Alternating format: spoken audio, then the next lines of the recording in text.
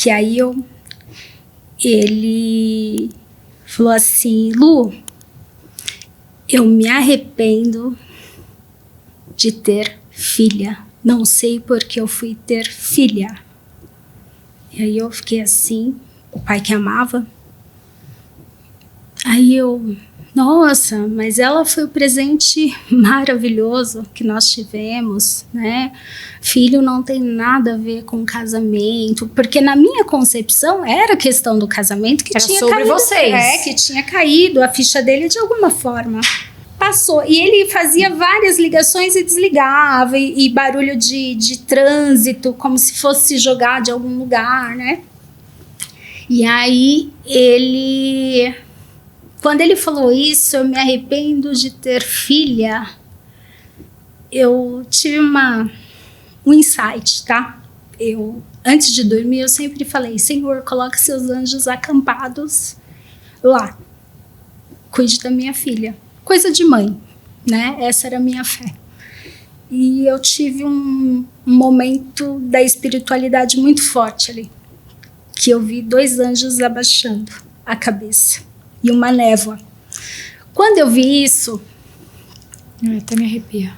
Quando eu vi isso, eu só liguei para o meu esposo e falei assim: pega a Jussara e vai lá na casa do Gilberto ver o que está acontecendo lá. Minha filha.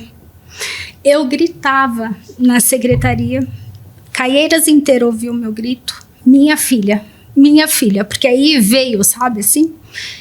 E aí ele foi lá, porque a distância, eu estava sem carro, mas assim, até então, nada fazia sentido para mim. E aí ele me liga pela última vez e fala assim: ô Lu, e muito sóbrio assim, sabe? Lu, eu vou ser a pessoa mais odiada no seu livro. Eu falei sobre um livro, que é um livro que eu revisito várias vezes, esse livro. E falei muito superficialmente com ele há muitos anos do meu livro. E a temática era violência sexual. Violência sexual, abuso sexual, sempre trouxe, e em vários momentos eu deixava esse alerta para ele com relação aos cuidados da Luísa. E aí eu falei, por que ele vem tocar no assunto do livro nessa altura do campeonato? Eu vou ser a pessoa mais odiada do seu livro. Lu, você vai me odiar pro resto da vida. E aí eu já recebi a ligação do meu marido: tô indo te buscar. Só que até então não fazia nenhum sentido para mim, né? Naquele momento. Falou coisa com coisa, depois eu fui ligando os pontos. Até então eu ainda falei, gente... E nessa que o seu ex-cunhado, você pediu para ele ir até lá, ele não foi? Ele não foi. A minha filha foi encontrada, porque assim, chegou todo mundo junto lá. O carro do corpo de bombeiros, meu marido e minha prima chegaram juntos, porque eu fiquei o tempo todo pedindo pro irmão ir ver a minha filha e o irmão saindo pela tangente. Só que eu no telefone, né? Ali, eu falei, vai lá ver você. Só que até então, meu medo era ele fazer alguma coisa na frente da minha filha. Na minha concepção, ele estava era só sobre ele, nada sobre ela. Exatamente, porque assim, eu nunca imaginei a capacidade tão violenta de um ser humano, né? No contexto que ele se encontrava, né? Em relação à filha. E aí eu fiquei transtornada, assim, eu fiquei sem aceitar que uma pessoa era capaz de fazer aquilo. E fiquei ainda, em vários momentos, em conflito comigo mesma. E aí, resumindo,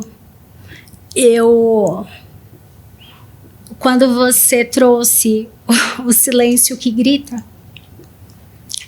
sempre vai ser assim, tá? Eu tenho uma mente muito cheia de imaginação, mas a minha filha, por mais que meu marido que cuidou do corpo, que eu não tive estrutura porque eu tinha que ir até o final, sem medicação, sem nada. Então, em vários momentos, ele tomou a frente, que nem reconhecer o corpo. Eu não teria essa estrutura. Então, vamos lá. Quando você chegou lá, o seu marido foi te buscar, vocês chegaram lá na casa dele. Isso. E aí, como é que você descobriu o que tinha acontecido com ela? Cheguei na casa dele, já tinha 2 guardas na porta, sem ter acesso à parte de cima, onde ela estava. E aí eu cheguei e perguntei, e o guarda virou para mim e falou assim... Falei, mas como que ela está? Deixa eu ir ver. Não pode, não pode. Ela está dormindo. E aí eu passei um pouco de mal, me colocaram dentro da casa. Quando eu cheguei dentro da casa, que estavam todas as pessoas, eu fui a última pessoa a ser avisada, porque os familiares de longe estavam lá. E aí as pessoas não sabiam o que falar, cada um olhando assim, com aquele olhar desconfiado. E eu me lembro que a mãe dele chegou e pegou na minha mão e falou assim, olha, filha, você vai ter que ser muito forte. E como simplesmente assim? A irmã de um lado, todo como mundo se não estivesse falando da neta dela? Fingindo que nada estava acontecendo. Então eu vi aquilo... Mas em algum momento ali alguém já tinha desconfiado dele ou algo do tipo ou ainda não? Na verdade, Ana, ali... Ele não saía do contexto. Eu ouvi... quando eu cheguei, um termo que um familiar dele ousou falar, né? Que foi assim, Jack. Eu não esqueço. Meu Deus. Tem gente que só perde pro silêncio. Exatamente. E aí eu fiquei assim, e antes disso, a minha prima foi muito maltratada antes da minha chegada. Tá? Então, assim, num momento como esse, a família acolhe, vem cá, o que a gente vai fazer com a Lu? Me ajuda também, né? A mãe vai chegar aqui qualquer tempo. Não, você sai daqui porque quem vai resolver isso é a polícia. Então, assim, o irmão dele fez isso com a minha prima. E quando eu cheguei, que eu vi todas aquelas pessoas totalmente apáticas, tentando ganhar tempo, tentando ocultar mesmo o que estava acontecendo ali. Eu não tive nenhum apoio, eu não tive nenhuma informação. Eu só fiquei sabendo o que tinha acontecido com a minha filha porque eu fui até lá.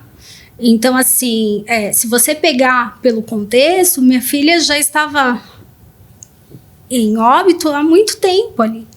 Ela já estava com rigidez cadavérica. Então, aí chegou a polícia, chegou o bombeiro e eles levaram ela. Aí chegou a polícia, o bombeiro. Eu sou muito prática. Ali já não tinha o que fazer. Eu queria entender o que tinha acontecido ali. Por toda a linguagem corporal e a omissão que eu vi ali, falei, fizeram alguma coisa com a minha filha. Peguei meu marido e falei, vou para a delegacia. Chegando na delegacia, o irmão dele estava lá. E aí ele olhou, Lu, eu falei, nem chega perto de mim. E fui para a sala do delegado, tentar entender o que tinha acontecido. E foi passando, foi pro IML, fazer todo o estudo. E final... Aí depois da perícia que você descobriu realmente o que tinha acontecido com ela? No final, fiquei aguardando o laudo. E quando saiu o laudo, nós estávamos na cozinha e estava na Record, porque eu estava acompanhando. Então eu fiquei sabendo que a minha filha tinha sofrido violência sexual na Record. Meu Deus. Tá? Então, o laudo, se você pegar, ele é neutro no sentido de, olha, claramente aconteceu isso. Mas quando você pega o laudo da minha filha, tá lá. Ímen alargado e ânus dilatado, com secreção esbranquiçada. Se você pega os autos do processo, A forma que está os shorts da minha filha, o jeito que ela se vestia, não é aquilo. Arrumaram a minha filha e arrumaram porcamente, porque até a posição dos shorts não era aquela posição que ela usava. A minha filha, por mais que meu marido tentou maquiá-la, ela estava, não sei se é desse lado ou desse, com uma marca roxa, que é realmente o silêncio, entendeu? Para não falar. E quando o jornalista vira e fala assim, ela realmente sofreu violência sexual. E aí o Datena vira e fala assim, eles matam para não falar. Então, assim, tudo aquilo que eu fui presenciando, eu ainda ficava, alguém entrou, aconteceu alguma coisa, ele não iria fazer isso. E ele estava onde nessa? Ele estava em Santos, porque ele fugiu. Qualquer pessoa, para você ter ideia, durante o velório, que depois eu fiquei sabendo, ele ligou para vários familiares, falando, olha, a Luísa faleceu. Sabe assim? E ele não foi no velório? Não, porque ele foi... Prenderam ele antes, né? Ah, tá bom. Prenderam ele antes. Mas em vários momentos ele tentava ainda manter a aparência. Olha, a Luísa faleceu, cara. Né? Então, assim, informando como se fosse, as pessoas... minha filha teve um mal súbito. Exatamente. E espalharam na rua inteira que a minha filha havia morrido dormindo. Tá? Então, assim, morreu dormindo. Chegavam as pessoas, morreu dormindo. Que eu tive uma outra situação que eu fui até a rua e várias pessoas, nossa, até aqui, nossa, não, a gente ficou sabendo que ela morreu dormindo. E não foi esse o contexto. Né? Minha filha foi silenciada. E se você pega essa marca roxa que tem das mãos, fechando a boca dela, é para não falar, para não falar. E em vários momentos, você pega um laudo pericial, tá claro ali. Tem muita coisa que não dá para apontar claramente na linguagem que todos entendam, mas jamais teria num laudo ímen alargado e ânus dilatado. Então, assim, a sociedade como um todo, porque há muitas defesas em relação ao pai que representava. Em muitos momentos, a gente tem que falar a verdade. Né? Então, se ocultar é a pior forma, porque nós sabemos, né, o sistema judiciário, daqui a pouco está aí, tomando café.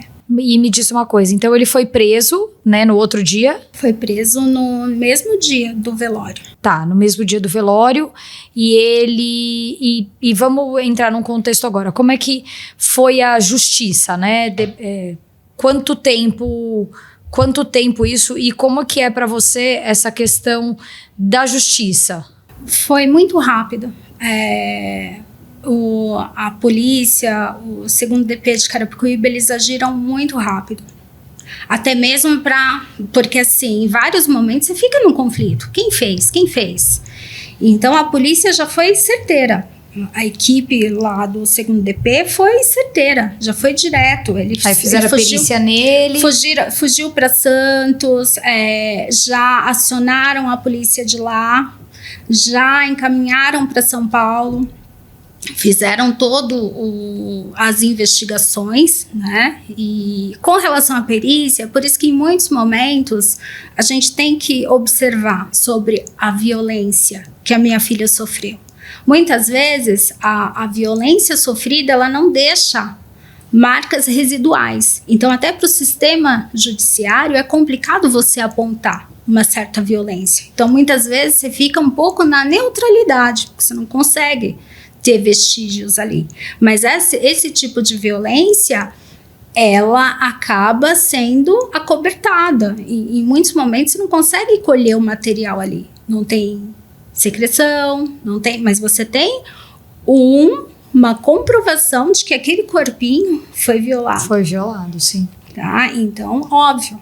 Aí era só ele e ela que estavam em casa. E se você for ver todo o contexto, é uma família que nunca fica, a casa nunca fica vazia. Nesse dia, a casa ficou vazia. Nesse dia, a minha filha ficou praticamente sozinha, né? E a negligência é uma grande violência. Então, foram muitas omissões, foram muitos agentes ali, foram muitas pessoas envolvidas para esconder algo que é meio que óbvio. Entendeu? E hoje ele tá preso? Hoje ele tá preso aguardando julgamento. E qual foi a data que saiu no laudo da morte dela, dado que isso foi de manhã e ela já estava em rigidez cadavérica? Como é que eles concluíram isso? O laudo dela, acho que no dia 18 mesmo, 18 de março. De 2024. O ano passado. Então, é uma dor ainda muito recente, muito latente. Eu fico assim bem firme nesse sentido, até para tentar expor tudo isso. Mas Sim. É algo que eu durmo e acordo pensando em toda a violência que ela sofreu, né? Aquela marquinha no caixão, uma criança que nunca levou um beliscão, sabe assim? Todo aquele processo de violência tão brutal. E por pessoas que demonstravam uma certa segurança. Então, assim, em muitos momentos, até nos eventos, assim, lá em Campinas, eu acho que eu fui bem enfática, porque, assim, às vezes a gente fica, né? Fala pro papai ou pra mamãe, mas às vezes o algoz é o papai e a mamãe, tá? Então, não tem isso. Fala pra alguém que você confia. Exatamente. E as pessoas que estão no entorno terem olhares atentos. Sim. E deixarem a criticidade delas documentada. Então, assim, tenho dúvidas? Um disque 100 ali. Sim. Vocês que se virem. A minha informação eu já passei. Não acho certo essa criança ficar da forma que está. E a gente fala muito aqui, né? Essa denúncia pode ser anônima. Exato. Você não precisa em forma alguma se identificar. Exato. E o que você acha hoje, Lu? Você depois, hoje tá em Campinas, né? Encontrou um seu refúgio, você foi estudar, tá estudando... Na verdade, até chegar em Campinas, o que aconteceu? Quando aconteceu com você, que é algo que eu tenho até um poeminha que eu faço, né? Eu vou citando várias crianças e o comportamento da sociedade com relação àquilo, né? Quando aconteceu com você, nós estávamos num contexto bem diferente. Não era comum. Não era algo assim. Então eu vi toda uma sociedade se movimentar e não aceitar aquilo. De irmos para frente de fórum, de ficarmos acompanhando como que foi o julgamento. Sim. Então, assim, a mídia, ela ajuda, porque assim, senão talvez não estivesse ficado o tempo que ficou. E muitos são. Exato.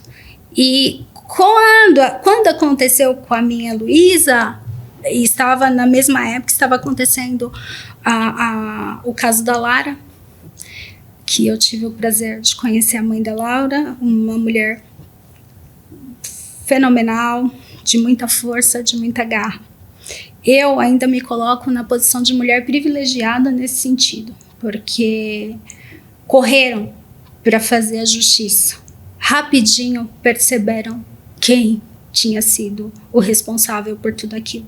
E ele foi preso no dia do velório. Então, eu fico assim quando eu vejo um Canal 7 passando e preocupada também, porque virou algo comum, que não pode, né? A gente não pode aceitar o inaceitável. E quando as pessoas aceitam, eu falo muito sobre isso também, aceitam ou não ligam ou não dão bola porque ainda não, graças a Deus, não bateu na porta delas. Exatamente. E uma das coisas que aconteceram foi eu parar. Eu sempre soube que esse tipo de violência existia, só que eu não imaginava dentro do meu contexto. E quando eu me deparo com tudo aquilo acontecendo, com várias com várias, porque assim, eu me pergunto, né, muitas vezes, por que comigo? Não, por que não comigo? Por que não comigo? Porque já está batendo na porta de todos. Em vários momentos, quando eu me vi falando de alfabetização nesse país, atuando enquanto Secretaria de Educação, a preocupação, que também é algo relevante, mas eu vi marquinhas de cigarro, vi olho roxo, vi várias violências, em muitos momentos sendo apagadas, negligenciadas no ambiente educacional, e eu lá falando de alfabetização enquanto secretária. Então, assim, não combinava. E aí, eu vendo os dias passarem e a Luísa como mais um número, como mais uma que morreu dormindo em uma certa rua. O que você acha que faltam hoje de políticas públicas? Exatamente. Em muitos momentos, observar o que está acontecendo com a sociedade como um todo. Como que eu vou falar num país vasto? Você esteve no Maranhão, você viu a realidade. No Marajó. No Marajó, perdão. Você esteve lá no Marajó, você viu a realidade, o que está acontecendo lá. E há anos aquilo acontece. Lá é nítido. Então, assim, em muitos momentos, o que a política pública está ouvindo? Então, se você pegar a minha história em Carapicuíba, eu sou nascida, criada, atuei enquanto professora, muitos anos em Carapicuíba, fui secretária de Educação em Carapicuíba. Aconteceu isso com a minha filha. O sepultamento dela, estávamos com os agentes políticos ali em peso no sepultamento da minha filha. E eu vi mais uma vez caindo no esquecimento, porque assim, foi preso, mas como que vamos mantê-lo preso? Não pode cair no esquecimento. E aí eu abri, né, uma petição pública para alteração do nome da rua, porque a rua ela não tem um nome assim de uma pessoa que tenha representado ali, senão jamais eu teria entrado com isso. É um nome comum. E a rua ela tem duas divisões. Ela começa com esse nome, aí ela tem uma outra que atravessa ela e ela continua com esse nome. Então, essa rua daria para ser desmembrada e eu manter o nome. E você queria homenagear e colocar o nome da sua filha na rua? Na verdade, em vários momentos, assim, não seria uma homenagem, mas também não seria um protesto, seria um alerta social. Porque quando eu me vi chegando lá e os vizinhos todos, ela morreu dormindo, é aquilo que a política pública está falhando, em não mostrar o que realmente está acontecendo, tá? Mudaram o nome da rua, mas por quê? Porque uma criança foi assassinada ali. A sociedade precisa saber o que está acontecendo no entorno, está acontecendo naquela residência, naquele vizinho. E uma coisa que, aí já entrando nesse assunto, pegando esse gancho, a gente vinha conversando aqui, eu e você, antes da gente começar o episódio, falando exatamente sobre isso, né? Como a gente fala sobre isso numa sociedade, principalmente com as nossas crianças, não também sobre a prevenção, mas sobre um fato.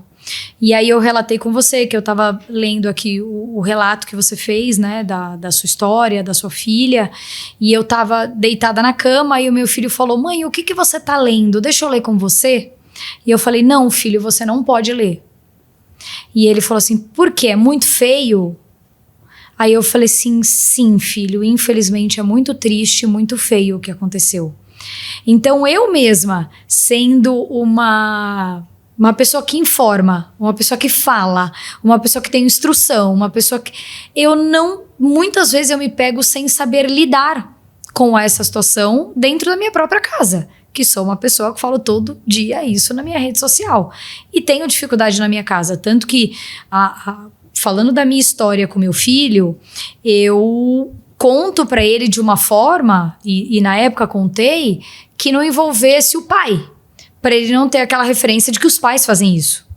Só que muitos pais fazem isso, Não, pode não ser exatamente da mesma forma como que foi com a minha filha, mas fazem muitas outras coisas, dado também o que aconteceu na sua filha. E como que você acha que a sociedade hoje deve falar mais explicitamente sobre isso, sem criar traumas, sem que as crianças cresçam de uma forma, e você também na educação, de que as crianças não cresçam com traumas, mas que elas sejam informadas da realidade? Em muitos momentos, a sociedade, ela não enxerga a criança. Em outros momentos também não enxerga o poder de interpretação daquela criança. Então, se a gente for para uma educação sexual mesmo, a gente sempre usa outros nomes para as partes genitais. Que não, você tem que falar exatamente o nome, a vulva, é o pênis, você tem que ser claro com a criança. Da mesma forma, em contextos tristes, dizer a criança, ela compreende tudo, ela absorve exatamente tudo, de acordo com aquilo que você fala, explicando, porque ela vai, a partir de, mas os pais matam, todo pai mata. Então assim, se você já fala a real, que existem pessoas más, que existem mães más, que existem pais que são más. Então, em vários momentos, você explicar a real para aquela criança e a partir daquela sua explicação, ela vai te dar o retorno. Porque ela vai querer compreender aquilo. Compreender, isso. Que foi o que aconteceu com a minha filha. Muitos pais, inclusive um familiar meu, não falou a verdade. Então, essa criança estuda na mesma escola. E lá na escola, os outros ficaram sabendo, não. Foi o pai que fez isso com ela. E aí, a pessoa ficou assim, né? Os adultos em torno. Por quê? Porque tem que explicar. E eu acho que realmente é isso. Os adultos têm mais dificuldade em tratar e lidar com o assunto do que as crianças. Exatamente. Porque às vezes a criança tira de letra aquela informação. Exatamente. Ela vai elaborar, ela vai tirar as dúvidas dela e tá tudo bem. Óbvio que você deve observar quando é alguma coisa mais séria. Mas nós adultos temos esse tabu. Exatamente. E eu vou falar que eu sou essa pessoa, eu também assumo. Eu sou falha. Mas assim, na verdade, quando você traz o Maio Laranja, foi um marco, assim. Porque você trouxe com uma naturalidade o Maio Laranja e colocou, de certa forma, na cara da sociedade. Porque eu tenho vários políticos falando sobre isso, mas nenhum tem o seu contexto histórico de vida e propriedade no sentido de perder. Sim. Tá? Então, quando você traz a luz do Maio Laranja e fala sobre isso, e assim, você está quebrando culturas, rompendo tabus. Então, o que acontece? A partir do momento que a sociedade como um todo naturalizar isso, não ser mais tabu, fica muito mais fácil até de falar com as crianças. Porque em muitos momentos eu fico vendo crianças... teve situações da Luísa que eu pego e fico assim, falando, nossa, ela conversava sobre isso com vocês, porque eles têm também um filtro, né? Isso eu não vou falar com a minha mãe, porque a sociedade traz isso. Então, assim, a partir do momento que você não coloca nenhum conflito, nenhum preconceito, nenhuma barreira, deixa livre, a conversa flui. E é aquilo, né? O conhecimento, o saber, ele protege. Sim. Ele protege. Com toda certeza. Tá? Como diz a nossa amiga Cláudia na campanha lá, sim, uma criança calada, ela não é abusada. Exatamente. Uma criança informada, ela não é abusada. Exatamente. E isso é muito claro e muito nítido hoje, quando eu vejo nessa jornada, os contextos, tudo que eu também aprendi nesse contexto. Eu não vivi na minha história esse fato, mas ele se tornou muito latente nessa minha luta. Então, trazer o projeto Silêncio que Grita e dar um start nele no Maio Laranja, que é o tema, o mês da conscientização, mas isso acontece em março, abril, maio, junho. todos os dias, infelizmente. Gostaríamos de chegar aqui e falar assim, isso acabou, isso não acontece mais. Mas infelizmente acontece o tempo todo. E só para terminar, eu levei isso até a Câmara Municipal.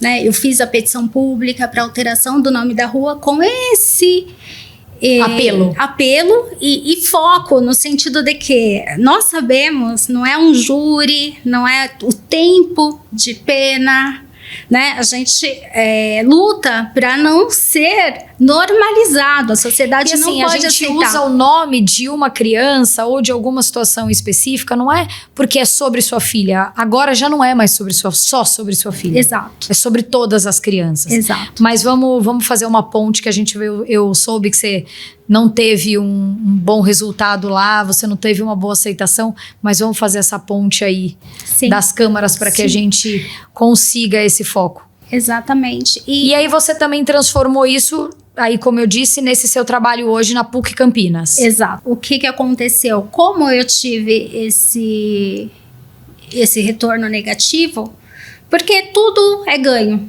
né? Principalmente dentro desse nosso contexto, porque nós já perdemos muita coisa, né? Então, o que a gente puder trazer de melhoria para os que ficam, né? E aí, quando eu tive essa porta fechada na Câmara Municipal de Carapicuíba, eu fui pro quarto, tá? Fui pro quarto, me isolei, chorei, falei, realmente virou número. E eu tinha já esse projeto meio que orquestrado e mandei para a PUC de Campinas e fui selecionada, né? Fiquei bem assim também. Falei, nossa, alguém me ouviu. Alguém me viu. E a PUC tem todo um processo bem criterioso, né? E aí eu fui, vi meu nome lá, fiquei até, falei, caramba, deu certo. Só que tinha uma segunda fase. E eu realmente, eu estava bem, o que aconteceu na Câmara, muitas pessoas falam, nossa, ela precisa de tratamento psicológico, porque ela ficou bem abalada, né, sem condição nenhuma, né, a sociedade te rotula como doente. E não, aqui estava funcionando muito bem, e a PUC me deu essa certeza, quando eu mando o meu projeto para a PUC. Falei, poxa, realmente eu não estou louca, porque em alguns momentos você fala, poxa, eu fiquei louca, né? Eu só vejo se estão só me colocando nesse lugar, eu tô nesse lugar. Me rotularam e eu aceitei. E quando a PUC me dá esse feedback e já marca a entrevista, esse dia foi muito emocionante, assim, porque era tarde a entrevista e nesse processo de luto, se tem uma coisa que eu hoje falo, realmente o luto é um looping. Hoje eu vou ficar cada um vive o seu, é um processo que você tem que se permitir. Sim. E se respeitar. E uma das coisas que a Luísa me ensinou é me respeitar. Enquanto mulher, a minha condição de mulher, desde a gestação, porque não é fácil. Sim. Tá? Uma barriga crescendo, todo o seu contexto se transformando. Na sociedade. E a dependência, porque você depende do outro em várias situações e o outro não te enxerga. Sim. Desde um transporte público para uma mulher com uma barriga, né? Até o trânsito, então uma fila. Então, em muitos momentos você tem que ali exercer e andar com a lei ali embaixo do braço para a sociedade te respeitar. Então, nesse dia, eu estava um caco. Um caco no dia da entrevista. E uma das coisas que eu não queria mostrar para a PUC era a minha história. Eu não queria que a minha história chegasse antes de mim, né? E aí o meu marido, lembro que ele falou assim, levanta, toma um banho, se maqueia para a entrevista. E aí eu fiz, né? Porque quando você está assim também, você vira um robozinho em vários momentos. E vai. E segue. E só vai. E só vai. E aí eu fiz isso, peguei uma parte legal assim da casa e fui para a entrevista. E na entrevista eu tive lá o primeiro contato. Hoje são meus queridos, mas o primeiro contato com o professor Caldeirão e com a professora Mônica Rios. E os dois na entrevista e perguntando várias questões, até da própria função de secretária, alguns projetos que eu tivesse desenvolvido, e eu lá, friamente.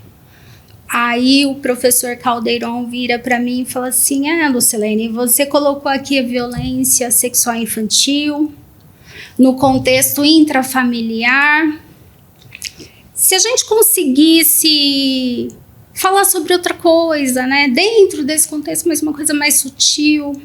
Aí eu falei: professor, não. Com todo respeito, professor, não. Aí ele e a professora Mônica: porque todo mundo se esquiva, a sociedade se esquiva, todo mundo finge não ver. Eu sei o que eu estou falando e um dia vocês vão entender. Mas, assim, dentro do contexto violência, a gente analisa, mas eu não gostaria de perder esse foco. Um olhou para a cara do outro, né? E eu deixei. Acabou a entrevista, tudo, teve outras questões. E aí eu virei, meu marido chegou do trabalho, ele: e aí, como que foi? Eu falei: eu acabo com tudo, porque eu estou com essa... Ninguém me ouve, ninguém me entende. E eu não quis falar também a minha história, porque eu acho que essa história não tem que aparecer. Aí ele virou e falou assim: bom, às vezes eles usaram isso até para te sentir, não sei o quê. Eu falei: mas se porventura já tiver uma outra linha, né? Porque o meu tema é políticas públicas acerca disso. Então, assim, passou. E aí foi muito emocionante, assim, foi Campinas, assim, eles me deram um novo fôlego. Eu te mandei uma mensagem, não sei se você chegou a pegar, mas Campinas me trouxe de volta à vida. Quando eu chego na PUC, fica tudo para lá, fica tudo para trás. Tanto é que eu levei o curso, né? Esse primeiro semestre, eu fui falar da minha história no Maio Laranja, porque eu não deixei chegar.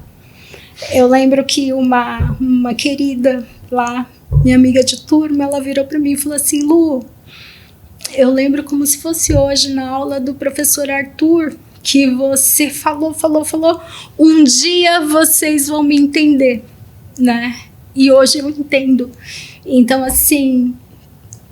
É uma forma de você transformar tudo o que te aconteceu num lugar que te acolheu, num contexto que agora sim você pode trabalhar aquilo que você quer sendo ouvida.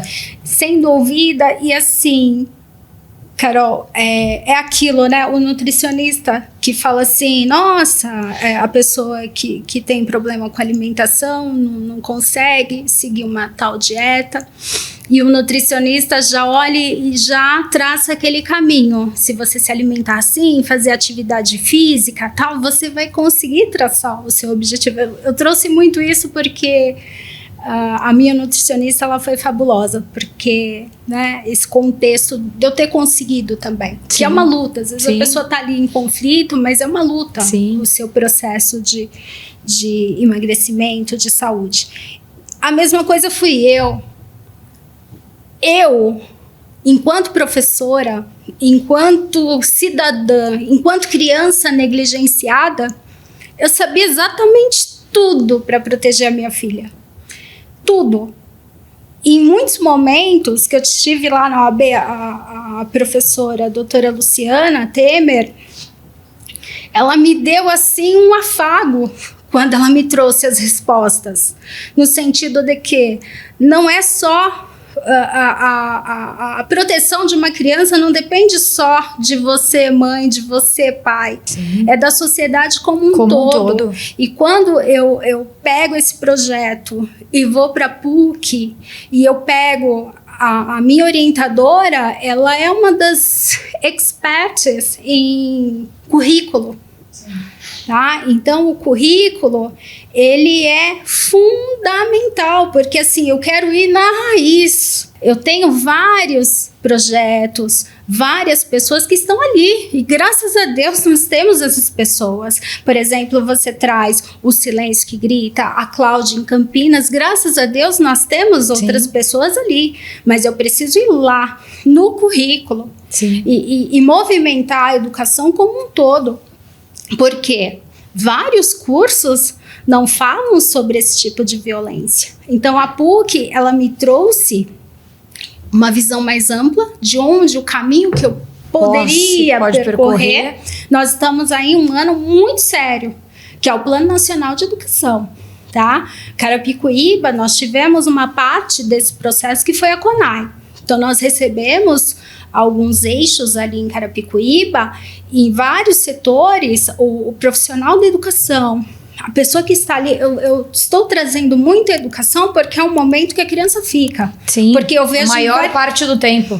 E eu fico vendo várias pessoas que a gente entra num abstracionismo político. Quando eu fui na OAB, eu fui lá para ver você, para ver como que era o seu posicionamento.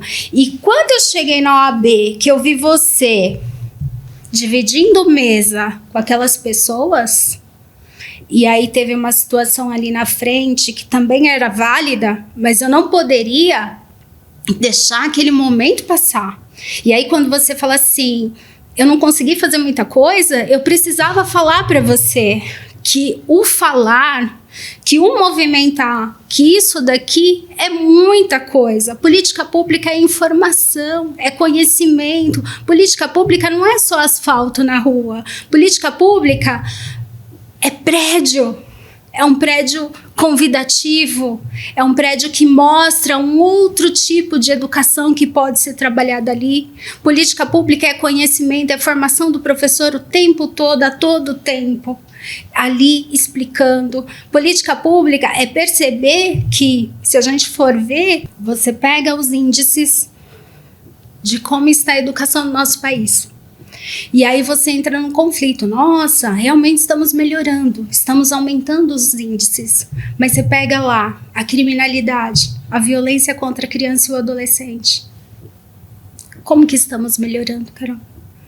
Então, assim, por que não comigo? São números paralelos, mas que eles ao mesmo tempo se conversam demais. Exatamente. E um não fica sem o outro. Exatamente. E a gente precisa olhar para isso. Então, quando eu chego na PUC, totalmente detonada, assim, lá na PUC tem uma capela que é o momento que eu chego, eu vou lá, me reconecto, deixo tudo, vou para aula.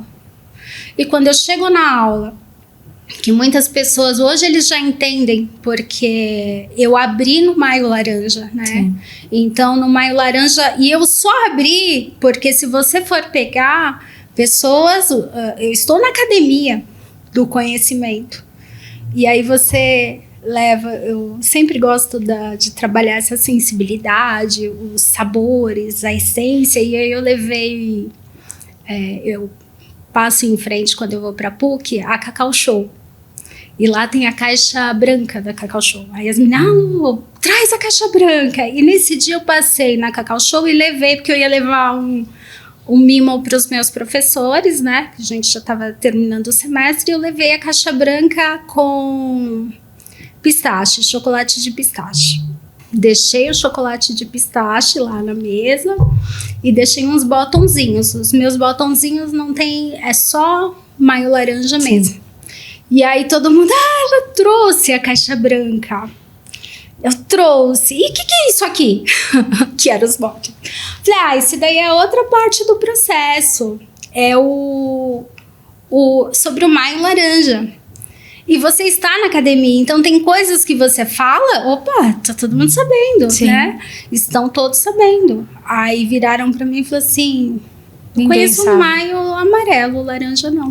Ninguém sabe. E aí eu fui explicar. Quando eu fui explicar do Maio Laranja, a emoção vem, não tem jeito. Sim. Aí eu tenho uma pessoa que fazia parte nessa disciplina comigo, que é da área médica. Ela virou e falou assim, Lu, tem um casal, porque assim, tem alguns pontos no currículo, alguns pontos na área da educação que a gente consegue. Não vamos conseguir salvar todas, mas conseguiríamos salvar muitas. Então, alguns pontos que podem ser melhorados e alguns a gente já consegue estacar ali na raiz, Sim. cortar pela raiz. E aí ela virou e falou assim, tem um casal que perdeu uma filha e eles viajam o Brasil inteiro falando o que poderia ser feito para que esse erro médico não acontecesse. E eu torço muito, foca nisso. Para que você seja a pessoa que leve essa informação. Porque lá eu virei e falei assim, esse é meu último ato. No teatro a gente tem isso, né? Esse é meu último ato. Depois disso, eu vou pegar o meu diploma, guardar numa gaveta, dependendo do resultado que eu tiver aqui, e simplesmente não acreditar na força transformadora de uma sociedade que é a educação. E nisso a minha orientadora entrou. E aí ela ficou sabendo. E teve uma fala minha que eu falei, não tenha dó de mim, porque assim, a minha orientadora é minha bússola lá. Eu falei, não é para ter dó de mim. E ela é muito forte, uma mulher muito enfática. Ela virou e falou assim, quem disse que eu vou ter dó de você? Jamais. Agora eu entendo tudo. Então nós vamos fazer um belo trabalho. Eu tenho muito orgulho de você, Lucilene. E me fortaleceu assim muito, porque não tinha como eu pegar o meu luto, eu engoli o choro, que foi o que eu falei para Caeiras quando eu me despedi deles. Falei assim, gente, não dá para falar de alfabetização nesse momento. Eu tenho que falar sobre isso, é o que as pessoas precisam ouvir. E em vários momentos, por exemplo, quando você saiu, que eu agradeço quem te convidou para ser candidata, eu não voto em São Paulo, eu tenho amigos. Sim. E na mesma época você saiu e o Leniel saiu também. Então eu fiz campanha paralela, porque precisava. Só que muita gente me ligou, Carol, falando assim, Lu, esquece isso. Vai viver sua vida, isso vai fazer mal para você, né? Mas sabe as pessoas o quanto isso cura. Exato, porque falar e escrever é um processo curativo. Sim. Tá? E quando veio o resultado nas urnas, eu recebi as mesmas pessoas que me ligaram para desistir, ligaram falando assim, você tem razão. E é isso que você quer ouvir. Porque nas urnas é a voz do povo, é a angústia social, é o que eles estão sofrendo. Então assim, não adianta eu seguir se o meu filho não está seguro. Né? Então é uma sociedade que precisa realmente olhar para a primeira infância. Sim. Então todo o meu processo de terapia, porque assim, foi muita terapia até para não chegar aonde eu ia chegar. Sim. Que é de desistir da vida. Então foi muita terapia. E aí eu me lembro que eu virei para minha terapeuta e falei assim, não dá mais para seguir. Eu preciso escrever. Meu processo curativo será durante esse processo de pesquisa, de dedicação, e a PUC me trouxe isso, a PUC Campinas me trouxe isso. E eu estou lá, e eu caí nas mãos, assim, da minha orientadora, a Mônica, que é especialista em currículo, e segui com o professor Lucas Catibe, que é um jurista voltado para os direitos humanos. Então, assim, a gente pegou muita gente trabalhando com relação a isso. E o que nada é em vão. Então, eu até semana passada eu estava dentro de um projeto que está vinculado à Prefeitura de Campinas, que é o projeto Égide, que ele é mais amplo. Ele trabalha a questão da violência em vários os ângulos, que eu iria introduzir essa. Porque o objetivo é esse, é não ter um boletim, é não ter um laudo, é não ter um corpo no necrotério. porque quando isso chega, todo mundo perdeu. E tem muita coisa que a gente precisa fazer. Quando eu ganhei esse presente, porque assim, o meu projeto em políticas públicas e educação, de repente eu estava com o pessoal do direito, podendo trabalhar também, Carol. Sim, porque se você for ver, quando você passa por um processo de divórcio, você vai lá e assina um papel, ele assina um papel também. Sim. E os dois estão com uma preciosidade nas mãos. Sim. Então, assim, se assinou, você foi liberado, você também, e sigam. Não, eu preciso ver como que está a mente de todos aqui. Então, em vários momentos, a gente consegue unir. Então, a política pública é essa, é para ela entrar em todas as esferas, né? E eu estou lá até para trabalhar isso. Então, nós temos o Plano Nacional de Educação, que vai ser discutido agora. Então, que parte, né? Eu tenho lá a cultura de paz, que é algo que estão implementando, é algo que as escolas estão falando sobre isso. Mas será que as pessoas sabem o que é a cultura de paz? Em vários contextos, o que a gente precisa fazer enquanto sociedade? Porque, assim, estamos cada dia mais individualistas, onde a dor do outro não importa. Não importa, mas ela vai chegar na sua porta também, se você não fizer nada. Exato. Então, é lá que eu encontro luz para continuar. É o meu farol daqui para frente. E eu quero te parabenizar por isso, dizer o quanto já te admirava, né? Já conhecia um pouco da sua história. Nós tivemos oportunidade tanto na OAB quanto na caminhada em Campinas. Já te admirava. Dizer que aqui os meus parabéns pela sua luta, pela sua força. Eu acho que tudo que a gente se une e tudo que a gente usa em prol do bem, ele é válido. Não desista de forma alguma. Eu sei que desistir não é opcional, mas eu acho que eu deveria te falar.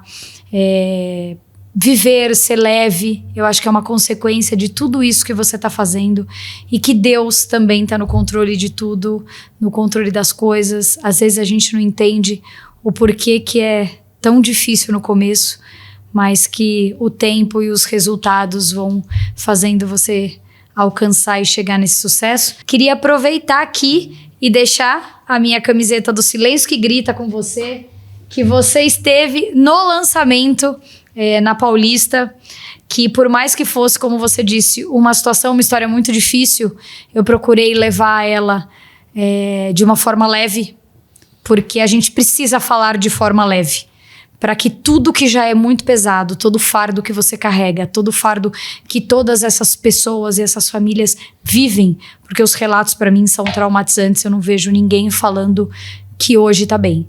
Mas eu acho isso de extrema importância, então eu quero deixar aqui o nosso kit do Silêncio que Grita para você. Essa camiseta é sua. Obrigada. E deixar aqui também, eu fui presenteada, gente, quando ela chegou, ela me deu presentes maravilhosos que depois eu vou mostrar para vocês.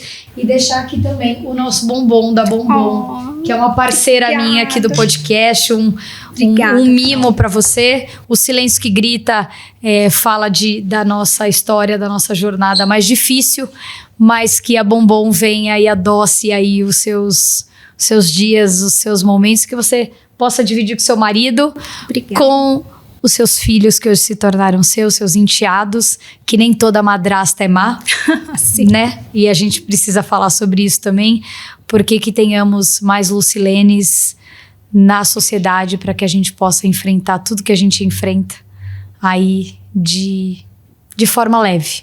E é isso que eu desejo para você, Lu.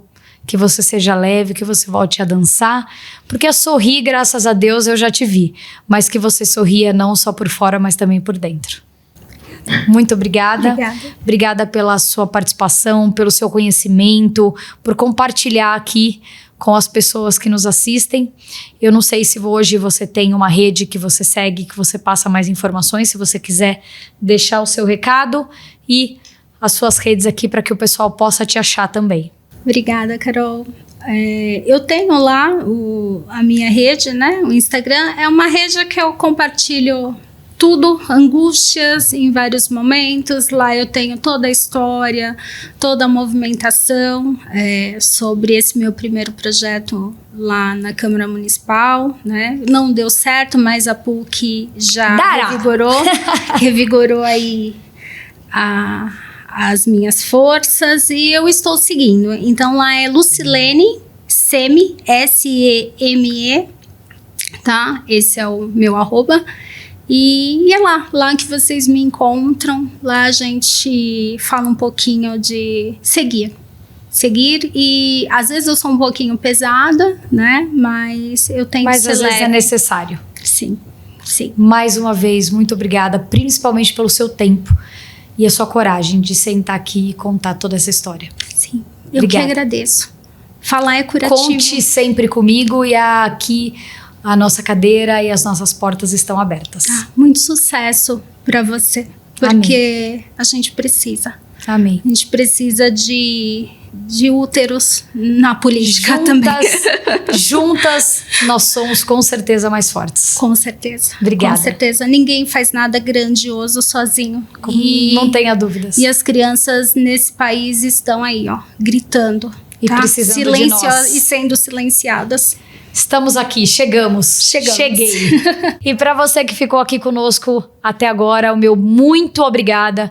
Não deixe de se inscrever no canal, clicar, curtir, compartilhar esse conteúdo com alguém que precise ouvir tudo que foi de extrema importância falado aqui. Mais uma vez, muito obrigada e até a próxima.